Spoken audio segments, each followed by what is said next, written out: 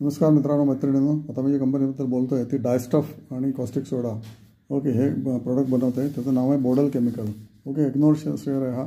10 वर्षापूर्वी ही कंपनी आली होती, त्यांनी IPO वगैरे काढलेला आणि ह्याचं एक्सपोर्ट मार्केट आहे 22% आणि डोमेस्टिक बिझनेस आहे 78%.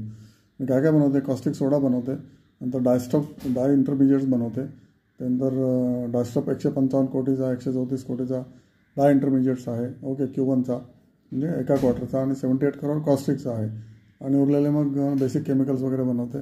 तर सेल्स या क्वार्टरचा 958 कोटी झालेला आहे आणि प्रॉफिट फक्त 9 कोटी झालेला आहे. तर टर्नअराउंडचं एक्झाम्पल आहे, बेस्ट एक्झाम्पल असू शकतं आहे. कारण गेले 3 वर्ष ही कंपनी सक्सेसफुली लॉस बनवते आणि याचे कस्टमर्स कोण आहेत तर भरपूरच आहे. इंडियन ऑइल, नंतर Wilmar, Arvind limited, Trident, NFL, okay, Welspun corporation आणि इंटरनॅशनल कंपन्या पण भरपूर आहेत.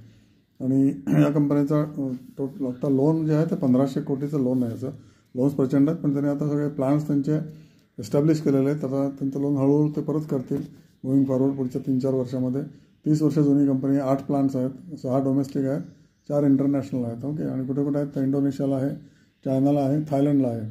टर्किश प्लांट पण सध्या कमिशन झालेलं आहे टर्कीमध्ये. आणि I don't know why they open in Turkey. Maybe there are some advantages there, geopolitical advantage असू शकतो. पटेल नावाच्या कंपनीचे ओनर्स आहेत, 4 पटेलचे मुलं फॅमिली हे कंपनी रन करते. आणि रिडिंगला काय म्हणायचं त्यांचं PPT किंवा annual report appears that the company is honest enough and declaring transparency उत्तम आहे या कंपनीची. फक्त because of international pricing pressure on dyestuff chemicals आणि कॉस्टिक सोडा याच्यामुळे सगळ्याच या कंपन्या अशा कंपन्या सेक्टरला प्रॉब्लेम आहे. जसं अमाइन्सला प्रॉब्लेम आहे, गेल्या 2 वर्षामध्ये कॉस्टिक सोडायला प्रॉब्लेम आहे, Gujarat alkali type of company. कारण ते सायकल्स असतात. ओके, डायस्टफच्या पण सायकल असतात. ओव्हरऑल इकॉनॉमी जर जगाची म्हणजे युरोपची जर डाऊन आहे, अमेरिका पण लडखडाती होई GDP वाढते त्यांची, त्यामुळे तिकडे जर प्रॉब्लेम असेल तर एक्सपोर्ट मार्केट यांचं डाऊन असतं, राईट. त्याच्यामुळे इंडियन कंपन्या चायनामध्ये सुद्धा स्लोडाऊन चालला आहे. त्याच्यामुळे जगात जर स्लोडाऊन असेल थोडा बहुत, इंडियामध्येच फक्त ओके GDP 6%ने इयर ऑन इयर वाढते किंवा आपल्याकडे इन्फ्लेशन आहे. बाकी सगळीकडे इन्फ्लेशन खूपच कमी आहे, कमी होतं. म्हणजे आता इन्फ्लेशन वाढलं आहे तिकडे, पण हे बोडल केमिकल इग्नोर्ड शेअर आहे. त्याच्यामुळे तुम्ही याच्याकडे बघू शकता.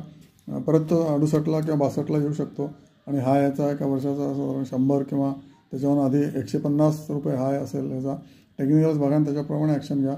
ओके, सध्याच्याकडे कोणीच बघत नाही बोडल केमिकल्स नावाचं शेअर्सकडे. पण रेकमेंड करत नाही मी, तुम्हाला एज्युकेशन पर्पजसाठी घेतला आहे की सायकल्स कशा असतात. ओके, रॉ मटेरियलच्या किंवा फिनिश प्रोडक्टच्या, त्याप्रमाणे शेअर चालतो किंवा पडतो.